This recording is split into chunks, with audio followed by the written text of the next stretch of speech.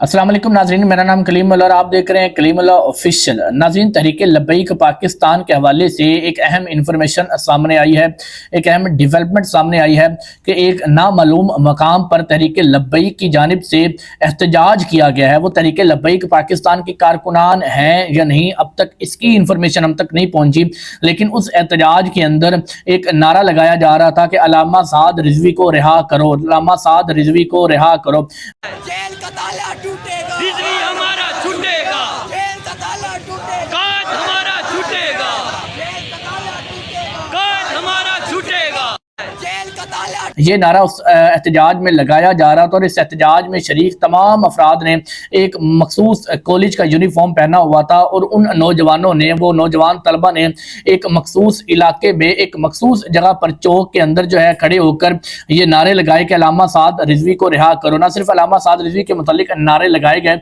बल्कि उसमें नारे लगाए गए कि इमरान खान साहब को भी रिहा करो। यानी इमरान खान और तहरीक लब्बैक पाकिस्तान के सरबराह अल्लामा साद रिजवी दोनों के हक में नारे लगाए गए कि अल्लामा साद रिजवी को रिहा करो, इमरान खान साहब को रिहा करो। अब तक ये इंफॉर्मेशन हम तक नहीं पहुंची कि वो जगह कौन सी है, वो किस सूबे में एहतजाज किया गया, लेकिन ये है कि वो एक कॉलेज के कुछ तलबा थे जिन्होंने ये एहतजाज रिकॉर्ड करवाया है और ये चंद ही घंटों तक मुहित एहतजाज था। जब उन्होंने वीडियो सोशल मीडिया पर वायरल कर दी, उसके बाद एहतजाज को ख़त्म कर दिया गया। तो ये एक पॉजिटिव फेस हम कह सकते हैं कि अब तहरीक लब्बैक पाकिस्तान के सरबराह अल्लामा साद रिजवी के हक में आवाज़ बुलंद होना शुरू हो गई है। पहले भी हमने देखा कि सहाफ़ी जो ज़ीशान खान एक सहाफ़ी हैं, उन्होंने 2 दिन कबल तहरीक लब्बैक पाकिस्तान के सरबराह अल्लामा साद रिजवी के मुतालिक बयान दिया कि काफ़ी अरसा हो गया, 4 महीने हो गए, लेकिन पाकिस्तान में कोई शख्स ये पूछने के जुर्रत नहीं कर रहा कि इस वक्त अल्लामा साद रिजवी कहाँ हैं, उनको 4 महीनों से किस जगह पर रखा गया है, उनको क्यों जबरी गुमशुदगी में रखा गया है। तो अभी तक ये तमाम इंफॉर्मेशन हम तक क्यों नहीं पहुंची, कोई शख्स भी ये सवाल नहीं कर रहा। तो उन्होंने ये सवाल उठाया और तमाम इदारों से और मौजूदा हुकूमत पर तनकीद करते हुए कहा कि इन्होंने पाकिस्तानी अवाम को इतना डरा दिया है कि एक शख्स, एक जमात का सरबराह 4 महीनों से लापता है, 4 महीनों से जबरी गुमशुदगी में है, लेकिन उस शख्स के बारे में कोई सवाल करने को तैयार नहीं, कोई बड़े प्लेटफॉर्म पर यह पूछने को तैयार नहीं कि उस शख्स को आपने कहाँ रखा है। हुकूमत जवाब देने को तैयार नहीं। पीपल्स पार्टी जो उनकी मुत्तहिदा हुकूमत बनाई गई है नून लीग के साथ, कम से कम उनमें से कोई MNA में इतनी जरूरत हो जो असम्बली में खड़े होकर ये सवाल कर सके कि हमें बताएं कि कहाँ अल्लामा साद रिजवी एक जमात के सरबराह थे। याद रखिएगा, ये आग आज अल्लामा साद रिजवी तक पहुंची है, ये तहरीक लब्बैक तक पहुंची है, कल किसी पार्टी तक भी पहुंच सकती है। तो ये सवाल उठाना चाहिए था, ये उस एंकर ज़ीशान की जानिब से सवाल किए गए। उसके अलावा पाकिस्तान के मशहूर सहाफ़ी मंसूर अली खान ने भी 3 दिन कबल एक खबर दी, लेकिन वो खबर फेक थी, लेकिन बहरहाल इतना काफी था कि उन्होंने अल्लामा साद रिजवी के मुतालिक जो है वो खबर चलाई और उनका नाम लिया। इतना भी काफी है कि जितनी उनकी फैन फॉलोइंग है, लोगों तक ये बात दोबारा पहुंची कि अल्लामा साद रिजवी के मुतालिक कुछ खबरें सामने आ रही हैं। तो उन्होंने, मंसूर अली खान ने बताया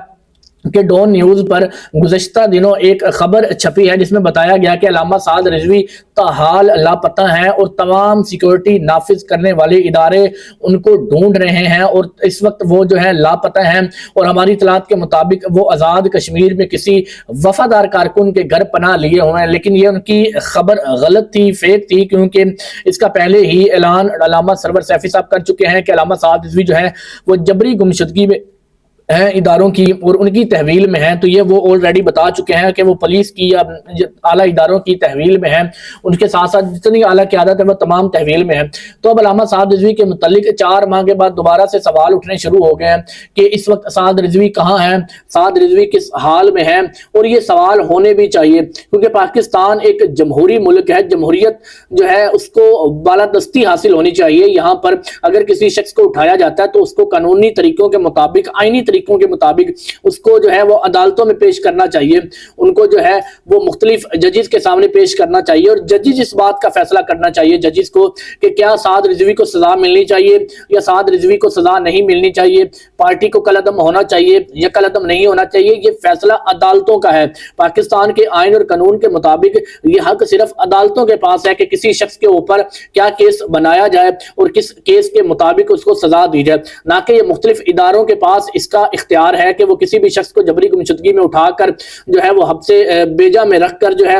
ان کو جو ہے وہ نامعلوم مقام پر منتقل کر دیا جائے۔ اور اگر آپ کو موجودہ عدالتی نظام پر ہی اعتماد نہیں ہے کہ ان کو آپ عدالتوں میں پیش نہیں کر رہے علامہ سعد رضوی کو، جبکہ حکومت آپ کی اپنی ہے، اور اس کو آپ جو ہے وہ اگر عدالتوں میں پیش ہی نہیں کر رہے علامہ سعد رضوی صاحب کو، تو آپ ہمیں یہ بتائیں تو پھر آپ کا اگر ان عدالتی نظام کے اوپر یقین نہیں ہے تو عام عوام کا یقین کیا ہوگا عدالتی نظام کے اوپر؟ تو یہ ہونا تو یہ چاہیے کہ تھا کہ ثانیہ مرید کے فوراً بعد ایک جوڈیشل رپورٹ بنائی جاتی، ثانیہ مرید میں ملوث تمام کرداروں کو سزا دینی چاہیے، وہ تمام کردار جنہوں نے نہتے لوگوں پر گولیاں چلائی ان کو سزا ملنی چاہیے تھی، اور اس کے بعد جو ہے وہ علامہ سعد حسین رضوی کو مختلف عدالتوں میں پیش کیا جاتا، چاہے وہ دہشت گردی کی عدالتیں ہوتی ہیں، چاہے وہ ہماری سیشن کورٹس ہوتے ہیں، ان میں پیش کیا جاتا، ہائی کورٹس میں پیش کیا جاتا، اور جو بھی الزامات حکومت نے لگانے تھے وہ تمام الزامات ایک جج کے سامنے رکھ دیتے کہ جی یہ دیکھیں ہیٹ سپیچز کرتے ہیں، یہ ملکی سالمیت کو خطرہ ہے، اور ججز جو ہے وہ ثبوتوں اور گواہوں کی بنیاد پر علامہ سعد رضوی سے بھی سنتے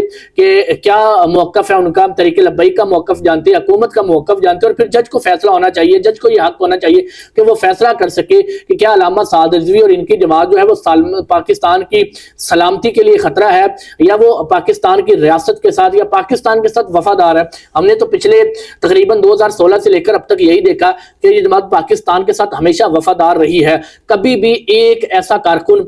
ایک ایسا رہنما دکھا دیا جائے جس نے یہ نعرہ لگایا ہو کہ پاکستان کے منفی نعرہ لگایا ہو، پاکستان کے خلاف نعرہ لگایا ہو، کوئی پاکستان کے خلاف نعرے بازی کی ہو، بلکہ ہمیشہ 14 اگست پر طریق لبیک پاکستان کی سب سے بڑی ایک ریلی نکلتی ہے جو پاکستان کے ساتھ محبت کا ان کا ایک اپنا انداز ہے جو وہ ہر سال 14 اگست کو شو کرتے ہیں۔ اسی طرح وہ کشمیر ڈے پر جو ہے وہ کشمیریوں کے ساتھ اظہار یکجہتی کے لیے نکلتے ہیں۔ اسی طرح اگر کوئی بھی تہوار پاکستان کا قومی تہوار آتا ہے، کوئی قومی ڈے آتا ہے، انڈیپینڈنس ڈے آتا ہے، یا کبھی بھی بھارت کے ساتھ کبھی ہمارے جنگی مسائل بنتی ہیں تو وہ فوج کے ساتھ اظہار یکجہتی کے لیے اور یہ دنیا کو بتانے کے لیے ہم اپنی پاک فوج کے ساتھ کھڑے ہیں، ہمیں تو وہ احتجاج کرتے ہوئے ریلیاں نکالتے ہوئے نظر آتے ہیں اور بھارت کے خلاف جو ہے ان کی سٹیٹمنٹس ہمیں نظر آتی ہیں۔ اور دہشت گردی کا کوئی بھی پاکستان کے اندر حملہ ہوتا ہے تو سب سے پہلے جو مذمت کی جاتی ہے وہ اسی جماعت کی جانب سے کی جاتی ہے۔ تو یہ سارے جو پروف ہیں یہ عدالت کے سامنے رکھنے چاہیے، حکومت کو بھی اور طریق لبیک کو بھی یہ موقف عدالت کے سامنے رکھنا چاہیے کہ کیا طریق لبیک پاکستان جو ہے یہ ایک دہشت گرد تنظیم ہے یا یہ پاکستان کی وفادار ہے۔ تو ہمیں تو حالیہ جتنی بھی پاکستان طریق لبیک کی ہسٹری اٹھا کر دیکھ لیں، جتنا بھی طریق لبیک پاکستان کا بیک گراؤنڈ دیکھیں، ہمیں تو یہی معلوم ہوتا ہے کہ یہ پاکستان کی ایک وفادار جماعت ہے۔ سیاسی اختلافات ضرور ہوں گے، آپ کو سیاسی بنیادوں پر اختلاف ہوں گے، ان کا طرز سیاست سے مخالفت ہو سکتی ہے، اختلاف ہو سکتا ہے، لیکن ایک اس بنیاد پر سیاسی اختلاف اور سیاسی انتقام کی بنیاد پر آپ کسی کو غدار وطن کا لقب دے دیتے ہیں، کبھی آپ کسی کو دہشت گرد تنظیم ڈکلیئر کر دیتے ہیں، تو یہ حق کسی شخص کو پاکستان کے اندر موجود نہیں ہے کہ وہ کسی بھی پاکستانی شہری کو یا پاکستانی کسی بھی سیاسی یا مذہبی جماعت کو اس طرح کھل کر دہشت گرد تنظیم ڈکلیئر کر دیا جائے یا ان کو قومی سلامتی کے لیے خطرہ ڈکلیئر کر دیا جائے یا یہ کہہ دیا جائے کہ یہ غدار وطن ہیں۔ جو لوگ جو ہیں وہ پاکستان کے ساتھ محبت کرتے ہیں ان کو پاکستان کے ساتھ وابستہ ہی رکھیں، بلکہ ان کو ان سے دور نہ کریں۔